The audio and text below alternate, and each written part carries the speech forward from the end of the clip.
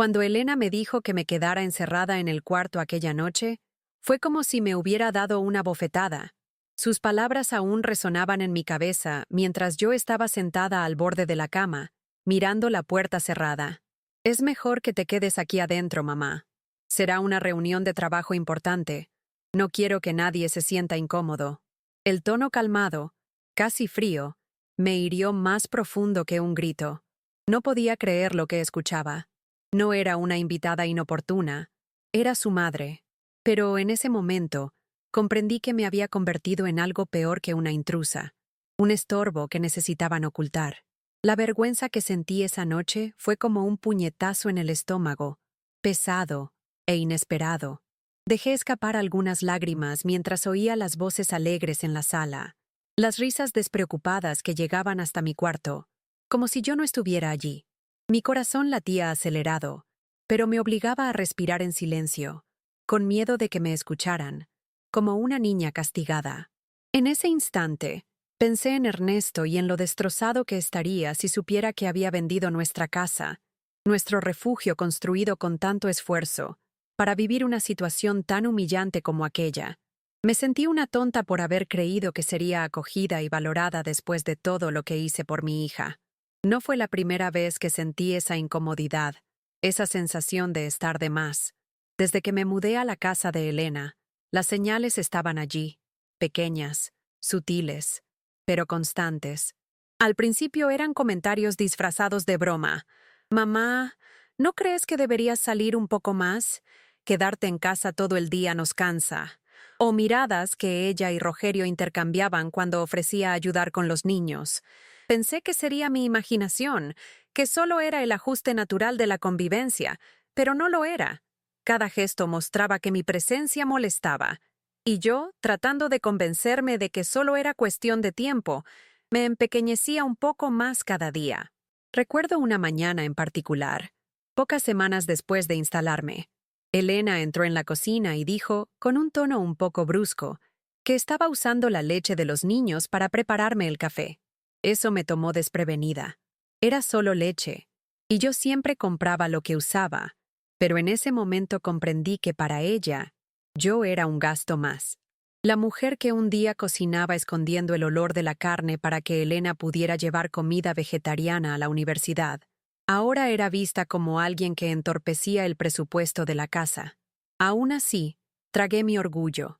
Sonreí con vergüenza y dije que saldría a comprar otro litro. Y lo hice, porque en esa época todavía creía que el amor lo justificaba todo, incluso la humillación. Los días siguientes fueron un desfile silencioso de pequeñas exclusiones. Notaba cuando las conversaciones cesaban al acercarme, o cuando Elena cerraba la puerta del cuarto para hablar por teléfono. Empecé a preguntarme si se avergonzaba de mí, de mi edad, de mi manera sencilla de vestir o de hablar. Rogerio, que al principio era cordial, comenzó a tratarme con una cortesía seca, casi mecánica. Los nietos, eso sí, me devolvían la vida, corriendo por la casa, llamándome para jugar, pidiendo cuentos. Eran mi respiro. Pero hasta eso se volvió motivo de disgusto. Mamá, ¿no podrías dejar de estimularlos tanto antes de cenar? Después no quieren dormir. Y allí iba yo de nuevo, a encerrarme. La peor parte no era ser reprendida. Era darme cuenta de que ya no me veían como una madre, sino como una responsabilidad que había que gestionar. Lo sentía en las palabras mesuradas de Elena, en las sonrisas fingidas que me dirigía delante de los demás. Un día, la oí por casualidad hablando por teléfono con alguien y dijo, «Ah, mi madre está viviendo aquí por ahora. Estamos intentando adaptarnos. Por ahora». Eso me atragantó. Nunca habíamos hablado de plazo. Yo había vendido mi casa, entregado parte del dinero para ayudar con la reforma de su piso, y ahora me trataban como una huésped temporal que molestaba la rutina. Empecé a pensar, en silencio, si había cometido el mayor error de mi vida. El cuarto donde dormía quedaba al fondo del pasillo, sin ventana a la calle, solo una pequeña apertura hacia el patio. Era sofocante en verano y helado en invierno. Cuando me mudé, Elena dijo que haría algunas mejoras, que pondría una cortina nueva, quizá una mesita para que escribiera o leyera con más comodidad. Nunca lo hizo. El tiempo pasó, y aquel espacio se convirtió en un refugio amargo, el único lugar donde podía existir sin molestar. Allí lloraba en silencio cuando nadie me veía. Allí comencé a escribir en un cuaderno viejo, tratando de ordenar lo que sentía. No por pretensión literaria, sino porque parecía que, si no vertía aquellas palabras en el papel, me habrían devorado por dentro. Hubo una noche, poco antes de aquella fatídica cena, en la que todo pesó demasiado. Me desperté en mitad de la madrugada con el sonido de la televisión encendida en la sala. Fui caminando despacio hasta la puerta, intentando no hacer ruido, y vi a Elena y Rogerio discutiendo en voz baja. No pude oír todo, pero capté una frase de él. Tu madre se está convirtiendo en un problema. Me quedé congelada. Volví al cuarto con las piernas temblorosas. Me acosté y me quedé mirando el techo oscuro, intentando recordar el momento exacto en que dejé de ser la solución para convertirme en problema. ¿Será que fue cuando enviudé? ¿Cuando me jubilé? ¿O fue mucho antes y yo solo tardé en darme cuenta? A la mañana siguiente, Elena actuaba como si nada hubiera pasado. Me ofreció café con una sonrisa apresurada y preguntó si podía recoger a los niños en el colegio, ya que ella tenía una reunión fuera de horario. Y fui. Fui porque amaba a mis nietos y porque aún existía en mí una esperanza tonta de que, si me mostraba lo bastante útil, tal vez ella volvería a mirarme con el cariño de antes. Un cariño que hoy me parece casi inventado por mi memoria. Pasé la tarde jugando con los niños en el parque y por unos instantes me sentí viva de nuevo. Pero bastó con volver a casa para que ese peso en el pecho regresara, como si estuviera invadiendo un territorio donde no era bienvenida. Fue ese mismo día cuando llegó el golpe final. Estábamos cenando, Elena, Rogerio, los niños y yo, cuando uno de los chicos, todo ilusionado, dijo que quería que yo viviera allí para siempre. La mesa se quedó en silencio un segundo, y fue entonces cuando Elena, con una risa forzada, respondió: «Eso si no nos vuelve locos antes, ¿eh?» Me paralicé. Rogerio soltó una risa contenida. Los niños no entendieron, pero yo entendí. Me levanté de la mesa diciendo que estaba cansada, y me fui directamente al cuarto. Me acosté con la ropa puesta, el corazón apretado, la cara ardiendo. Era la primera vez que no pude contener el llanto. Fue un sollozo dolorido, ahogado, que parecía brotar de mis entrañas. Y allí, a solas, comprendí que algo dentro de mí se había roto para siempre. A partir de esa noche, empecé a observarlo todo con otros ojos. Los gestos, los silencios, las miradas, nada se me escapaba. Ya no intentaba justificar su comportamiento. Por primera vez, empecé a admitir ante mí misma que mi hija no me quería allí, no de la forma en que yo creía, y eso dolía de un modo extraño, como si algo que había construido durante toda mi vida se estuviera desplomando ante mis ojos. El amor de madre, el vínculo que creía eterno, parecía haberse convertido en una obligación incómoda para ella. Un fastidio que se manifestaba en frases cortantes, en puertas cerradas, en tareas domésticas arrojadas sobre mí como si fuera natural que las realizara sin cuestionar. Poco después llegó la noche de la cena, esa cena de trabajo, ese evento importante que yo podía arruinar solo por estar allí. Fue cuando Elena, con ese tono casi educado, casi indiferente, me pidió que no saliera del cuarto. «Será mejor para todos, mamá. Es solo por hoy. Por hoy». Esas dos palabras me acompañaron como un zumbido insoportable mientras me encerraba en ese cuarto sofocante, oyendo el tintinear de copas del otro lado de la puerta. Por la ranura de la ventana del patio, vi coches llegando, luces encendidas, música, y yo allí, en la oscuridad. No como una anciana con dificultades, sino como un estorbo que había que ocultar. Y fue exactamente esa palabra la que escuché horas después, en la discusión que ella tuvo con Rogerio, cuando por fin decidí salir a beber un vaso de agua. Ya no soporto más este estorbo aquí dentro.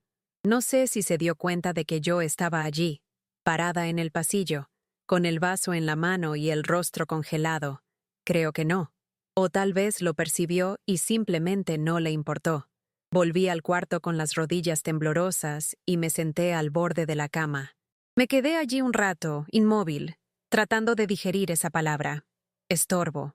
Vino de ella, de mi hija, aquella misma que cargué en brazos, que arropé en noches de fiebre, que defendí de profesores injustos, que ayudé a formar. No era un desconocido el que me rechazaba. Era ella. Fue en ese momento, y solo en ese, que entendí que debía marcharme.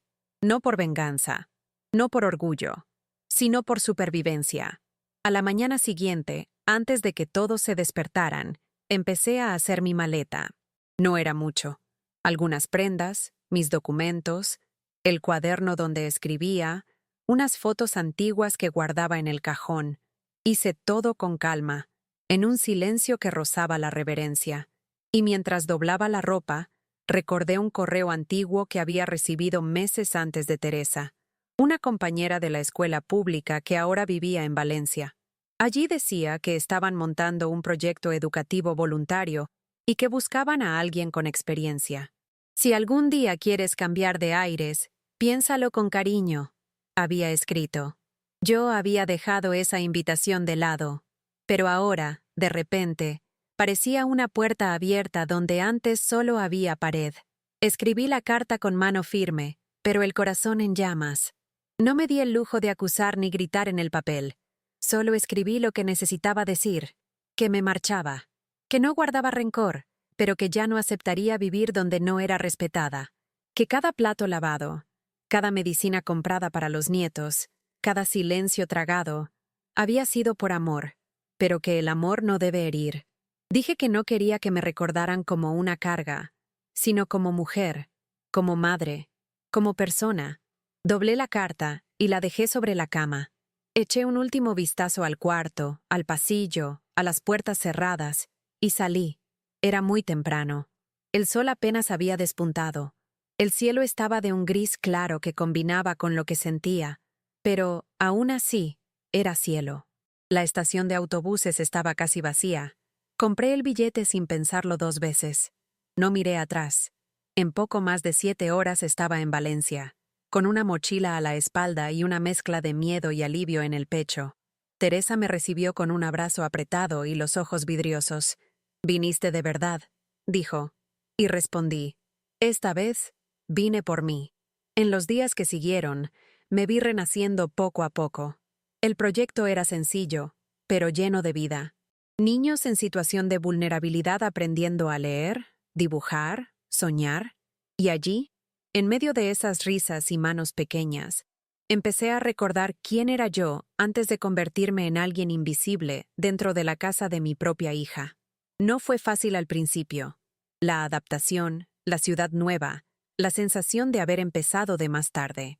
Pero cada amanecer traía una pequeña victoria. Una sonrisa de un niño, un agradecimiento sincero, una charla con otros voluntarios.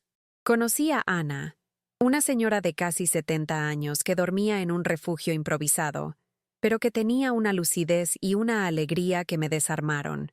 Todos los días pasaba por la plaza con su carrito de mercado y dejaba una manzana en la puerta de la escuela.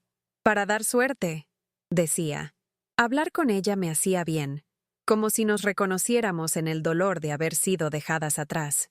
También fue allí donde conocí a Damián, un profesor jubilado, cabello blanco, ojos atentos y una forma de escuchar que pocas personas tienen.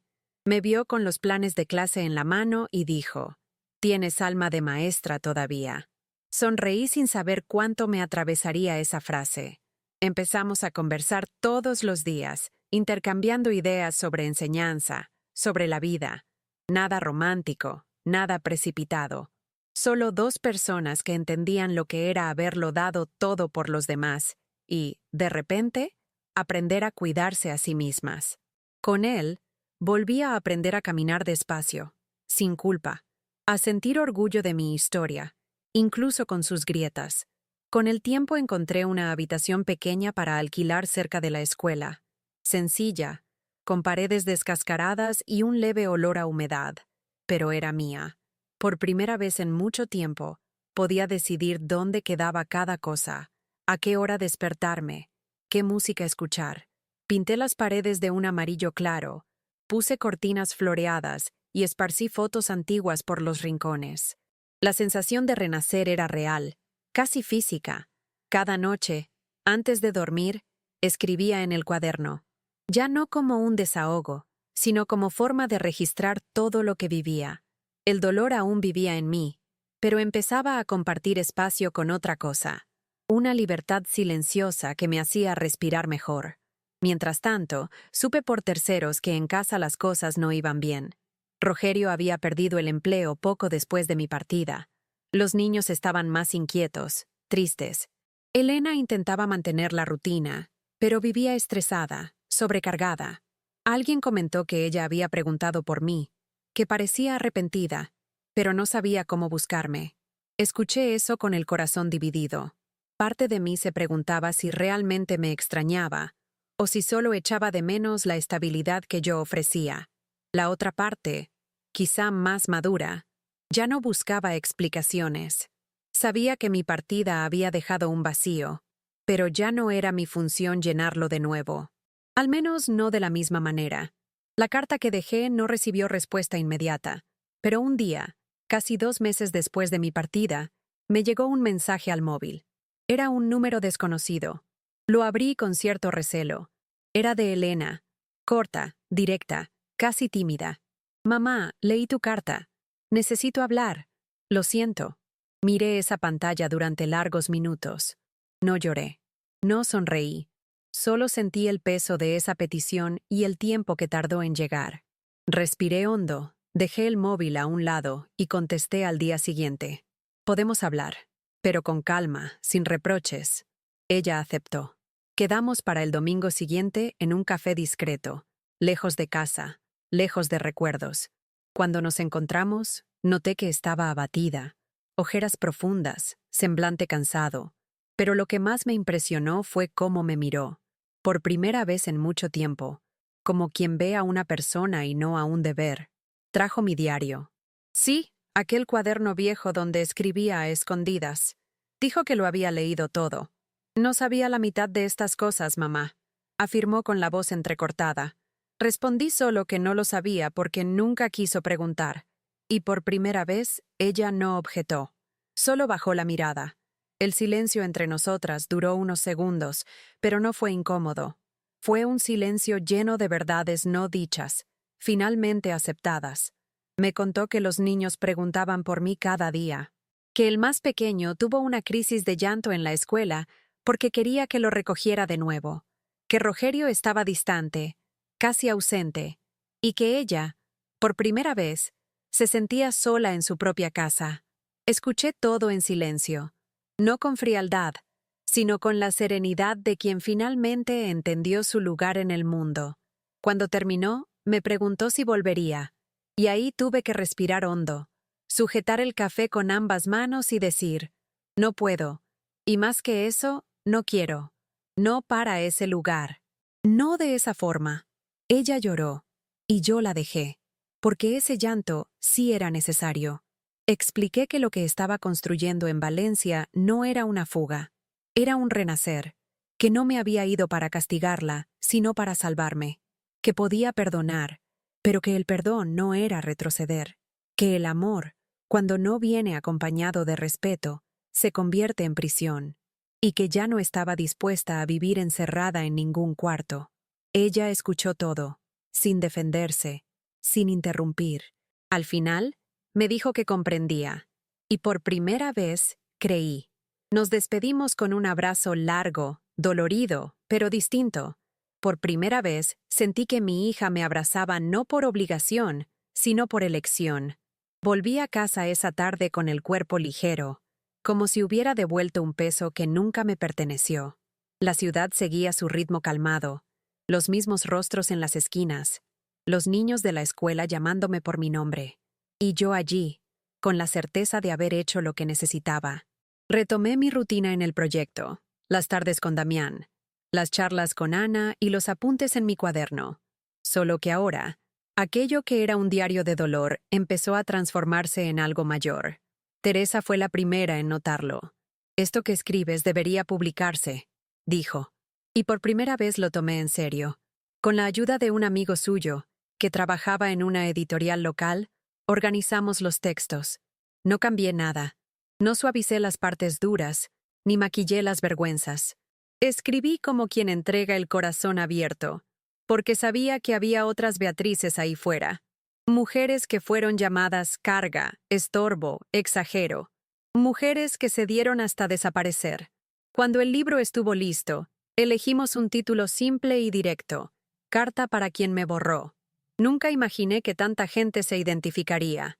Recibí mensajes de señoras, de hijas arrepentidas, de nietas agradecidas, de gente que entendió que la dignidad no tiene edad y que volver a empezar a los 50, a los 60, a los 80, es posible. El lanzamiento fue sencillo, en una biblioteca comunitaria del barrio. Nada de escenario ni discursos largos, solo filas de sillas, café recién hecho y ojos atentos. Elena no asistió, y no esperaba que lo hiciera, pero días después recibí una foto en el móvil. El libro sobre la mesa de su sala, con una leyenda corta: terminé. Gracias por no rendirte contigo misma. Eso bastó. No como disculpa, sino como un reconocimiento silencioso de que, esta vez, ella me vio, como soy, como siempre fui. Ya no necesitaba nada más, ni flores, ni perdón formal. Solo la certeza de que mi ausencia enseñó lo que mi presencia había tratado de mostrar. Con el tiempo, nuestra relación encontró otro ritmo. Más distante, pero mucho más honesta. Cuando Elena llama, habla conmigo como mujer, no como empleada afectiva de su casa. Los niños me envían dibujos por correo, y a veces hacemos videollamadas para matar la nostalgia. Los amo como siempre, pero ahora sé que el amor no requiere sacrificio sin fin. El amor, cuando es saludable, deja espacio, da respiro, tiene límites. Y fue solo al establecer los míos que mi vida comenzó de verdad. No fue venganza, fue instinto de supervivencia. Y si me hubiera quedado, tal vez habría muerto poco a poco, de tristeza, de invisibilidad, de pérdida de mí misma. Hoy, cuando camino por las calles de Valencia y paso frente a un escaparate que refleja mi imagen, veo a una mujer completa, con arrugas, con historias, con cicatrices, pero completa. A veces pienso en Ernesto, en lo que diría si me viera así. Creo que sonreiría, creo que entendería, porque en el fondo él siempre me decía que el amor más verdadero era aquel que nos damos a nosotras mismas. Y eso fue lo que tardé demasiado en aprender. Di tanto de mí durante tanto tiempo que creí que amar era desaparecer. Y no lo es. Amar es mostrarse, es existir con fuerza, con voz, con nombre. Damián sigue a mi lado, como compañero de camino. No vivimos juntos, no hay promesas de futuro, solo presencia diaria y respeto. A veces lee mis textos y me mira como si estuviera redescubriendo el mundo. No tienes idea de la fuerza que tienes, me dijo un día. Sonreí, porque ahora sí la conozco. Sé de qué soy capaz, pero también sé de mi delicadeza, del derecho al descanso, del placer de no pedir permiso para ocupar espacio. Y si hoy cuento esta historia, no es para provocar lástima o admiración, es para que otras mujeres, en algún rincón silencioso de la casa de alguien, comprendan que aún hay tiempo. Siempre hay tiempo. Elena me buscó de nuevo hace unas semanas. Quería visitarme con los niños durante las vacaciones. Acepté, pero con una condición: que se hospedaran en un hotel cercano, no en mi casa. Dudó, pero accedió. Cuando llegaron, sentí un frío en el estómago, como si algo dentro de mí aún esperara caer en la vieja trampa de la entrega total. Pero no fue así. Fue diferente. Desayunamos juntas. Paseamos por la ciudad. Llevé a los nietos al proyecto. Me abrazaron con fuerza. Me mostraron dibujos. Compartieron pequeños secretos. Elena me observaba, medio en silencio, y yo la dejé ver todo, sin intentar demostrar nada, sin pedir nada, solo siendo quien soy ahora.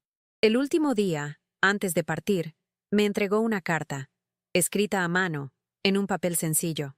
Decía que mi diario la había transformado, que nunca imaginó cuánto daño me había hecho, que comprendía, por fin, que yo no era eterna ni inquebrantable, que me amaba, pero no sabía cómo demostrarlo, y que me admiraba por haber tenido el valor de irme.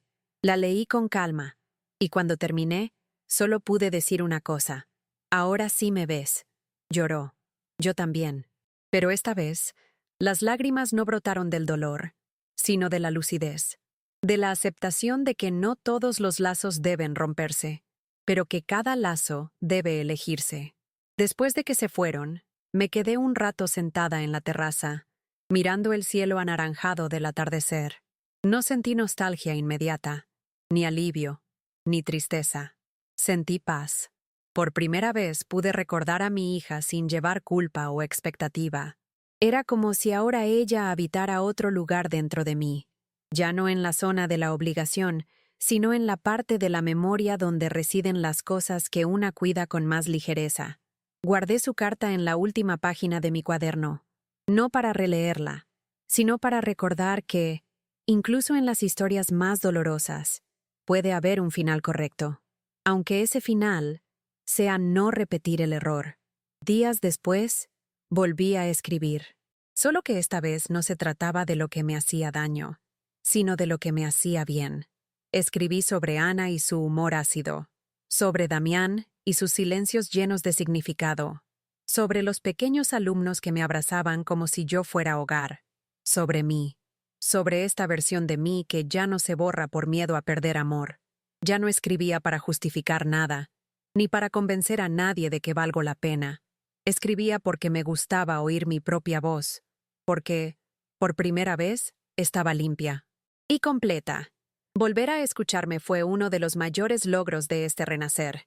Cuando uno pasa años tratando de agradar, bajando la cabeza para evitar conflictos, acaba perdiendo su propia frecuencia.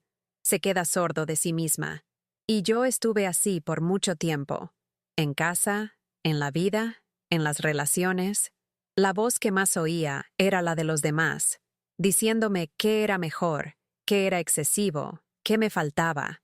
Pero hoy, cuando me siento con mi cuaderno o camino por la playa con Ana, percibo cuánto me he reconectado con aquella mujer que fui tiempo atrás, antes de la jubilación, antes del duelo, antes de la humillación. Ella siempre estuvo aquí. Solo necesitaba espacio para volver a respirar. Un día, Ana me dijo una frase que nunca olvidé. Solo desaparecemos cuando dejamos de recordar que existimos. Lo dijo de repente, sujetando un pan viejo y riéndose sola, pero me atravesó como una flecha. Eso era. Había dejado de recordar que existo, que importo, que tengo derecho a ser cuidada también. Y, por más duro que haya sido, oír la palabra estorbo de la boca de mi hija fue el punto final que necesitaba para comenzar a escribir una nueva frase. Una frase con sujeto, con presencia, con nombre, mi propia frase. Unos meses después del lanzamiento del libro, me invitaron a dar una pequeña charla en un centro cultural sobre envejecimiento y autonomía. Yo, que nunca imaginé volver a subir a un escenario, acepté. Hablé de forma sencilla, como quien conversa en la terraza. Conté sobre la decisión de irme, sobre los silencios que gritaban, sobre la fuerza que descubrimos cuando todo parece derrumbarse. Al final, una mujer se acercó, con los ojos vidriosos, y dijo: «Gracias por decir lo que yo nunca pude». Eso me marcó profundamente, porque entendí que, al contar mi historia, no solo me estaba liberando a mí misma, sino ayudando a otras a liberarse también. La vida siguió, y yo con ella. No volví a vivir con nadie, ni planeé grandes cosas. Continué con mi cuarto amarillo, mi cuaderno, las clases voluntarias. Mantuve el contacto con Elena, pero con la distancia necesaria para no perderme de nuevo. A veces, cuando hablamos, percibo que ella también cambió. No por completo, pero lo suficiente para reconocer límites. Y eso ya es mucho, porque un cambio verdadero no viene con promesas, viene con actos. Y ella, al menos, empezó a actuar diferente. Tal vez los nietos cosechen lo mejor de eso. Tal vez un día ella misma también lo coseche. Pero si no lo hace, está bien. Yo ya sembré lo que me pertenecía. Otro día, ordenando mis papeles, encontré una foto antigua.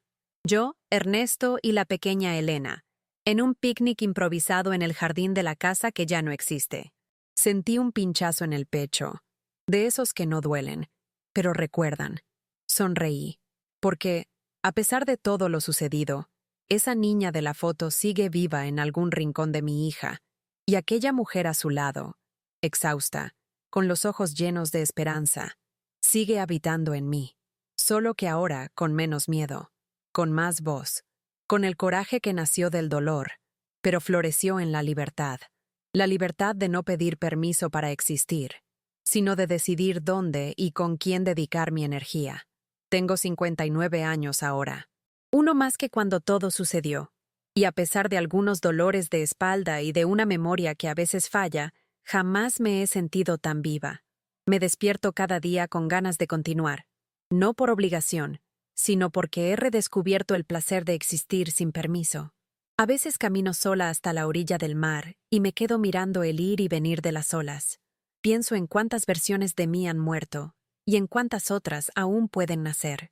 Y eso me calma, porque sé que, mientras tenga aliento, también tendré elección. Y elegirme nunca será un acto de egoísmo. Será siempre, siempre, un acto de justicia. Cuando llegó el otoño, las mañanas se volvieron más silenciosas y los vientos más firmes. Seguí yendo al proyecto cada tarde, con mi abrigo a cuadros y una bolsa llena de lápices e historias.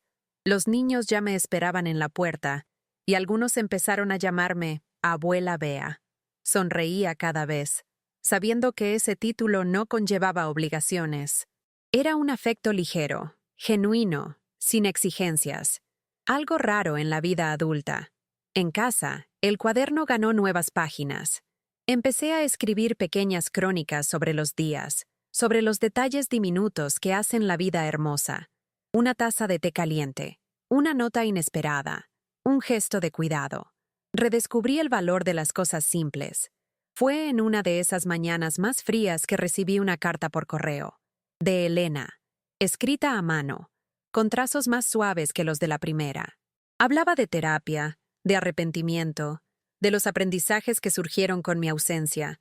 Dijo que tenía miedo de perderme de nuevo, pero que ahora entendía. Perderme hubiera sido seguir teniéndome sin verme. La carta terminaba con un pedido, que escribiera un nuevo libro, esta vez sobre cómo seguir adelante sin callarse. Sonreí al leer, y respondí con una frase corta, pero definitiva. Solo seguimos adelante cuando dejamos de pedir permiso para existir. Su respuesta llegó días después, con una nota aún más breve. Gracias por existir a tu manera. La guardé junto a las otras cartas, pero esta vez no lloré. Solo cerré los ojos un instante y respiré hondo.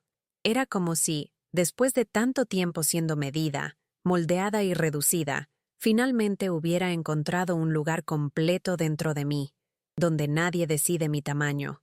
Ya no se trataba de perdón, reconciliación o regreso. Era sobre respeto, sobre espacio, sobre no volver a ser sombra, para encajar en la luz de nadie. Y ese entendimiento era, para mí, más valioso que cualquier declaración de amor. Seguí viviendo entre libros, niños y tardes pausadas. La presencia de Damián se fue volviendo más constante, más silenciosa y más segura. No hubo planes de matrimonio, ni grandes promesas. Hubo té compartido, mutua escucha, risas al final del día. Y, sobre todo, hubo libertad. Libertad para ser, para estar, para decir no, sin culpa. A veces él leía fragmentos de mi primer libro en voz alta, y yo me quedaba escuchando el sonido de mi propia historia en la boca de otro. Era hermoso. Era justo. Porque ahora, por fin, mi historia había dejado de ser secreto, silencio o cicatriz. Se había convertido en palabra viva. Con el tiempo comprendí que la vida no nos debe recompensas fáciles, pero nos da pistas, pequeños empujones, señales sutiles, incomodidades que crecen hasta convertirse en grito. Y eso fue lo que me pasó a mí. El grito llegó disfrazado de una palabra dura, pronunciada por quien más amaba. Estorbo. Una sola palabra, pero que me despertó, que me mostró dónde estaba y a dónde nunca más debía regresar. Hoy, agradezco haberla escuchado, por no haberme silenciado de nuevo, por haber tenido el valor de marcharme sin certezas, solo con la maleta, un cuaderno y la dignidad que aún no sabía que me quedaba. Muchos todavía me preguntan si Elena y yo volvimos a ser como antes. Y siempre respondo, espero que no, porque lo que éramos antes estaba lleno de afecto envenenado, de lazos demasiado apretados, de roles impuestos. Lo que tenemos ahora es distinto. Más distante, sí, pero mucho más saludable. Hablamos de vez en cuando, intercambiamos fotos de los chicos, compartimos recuerdos con más ligereza. Y eso basta. Ya no cargo con la expectativa de ser la madre perfecta, ni con la culpa de no haber podido con todo. Descubrí que ser madre no es desaparecer por el otro, es permanecer completa. Y si el otro quiere encontrarte, que venga con todo. A veces, cuando alguien me invita a conversar después de una charla o me escribe diciendo, tu historia se parece a la de mi madre, entiendo el valor de mostrar mis cicatrices. No como espectáculo, sino como faro. Crecemos escuchando que debemos soportar, tragar, esperar. Pero yo aprendí, y me empeño en repetir, que soportar no es una virtud cuando cuesta nuestra propia existencia. Hoy en día, me buscan mujeres que temen marcharse, romper con sus hijos, poner límites a los nietos. Y les digo lo mismo a todas. No eres mala por elegirte. No estás equivocada por querer respeto. No eres egoísta por decir, basta. Y cuando me preguntan cómo comienza ese cambio, digo que, a veces, empieza con una maleta pequeña. Otras veces, con un silencio que se hace oír. O, como en mi caso, con una palabra cruel que nos empuja hacia el fondo. Y que, paradójicamente, también abre la salida. La salida de una casa, de una rutina, de una identidad inventada. La salida hacia quien siempre has sido y dejaste de ser para encajar. Y una vez que atraviesas esa puerta, por pequeña que parezca, ya no puedes volver a achicarse, porque el cuerpo ya lo comprendió, porque el alma ya respiró, y porque la vida, cuando finalmente acoge, ya no permite el menosprecio. Nunca volví a oír la palabra estorbo dirigida a mí, pero a veces aún resuena aquí dentro, como un eco lejano, no como dolor, sino como recuerdo de lo que tuve que escuchar para despertar. Guardo esa palabra como quien guarda una espina que ayudó a encontrar el camino de vuelta a casa, no a la casa de otros, a la mía, la que llevo dentro de mí, donde no debo pedir perdón por existir, ni autorización para ser feliz, donde cabe mi voz, mi edad, mi historia, y donde aprendí por fin que el amor sin respeto es solo prisión con perfume. Hoy escribo menos en el cuaderno y más en los interlineados de los días, en los cafés con Damián, en los paseos con Ana, en las clases llenas de gritos infantiles y sueños diminutos.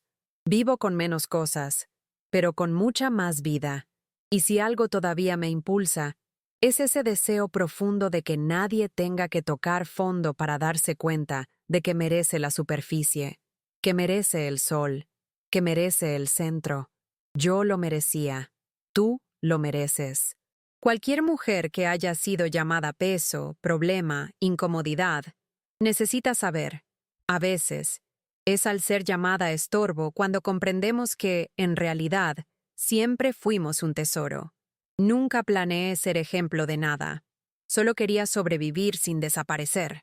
Pero tal vez, al fin y al cabo, eso sea lo que inspira. Continuar incluso cuando todo nos empuja a rendirnos.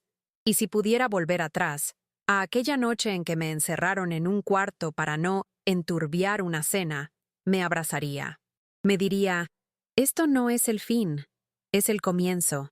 Solo estás en el lugar equivocado. Y ayudaría a esa mujer, exhausta, herida, pero aún viva, a hacer la maleta más rápido, con menos culpa y más firmeza, porque hay que aprender a irse antes de ser expulsada de tu propia dignidad. Termino este relato con la misma serenidad con que vivo hoy, sin prisas, sin ruido, pero con presencia. Me llamo Beatriz, tengo 59 años.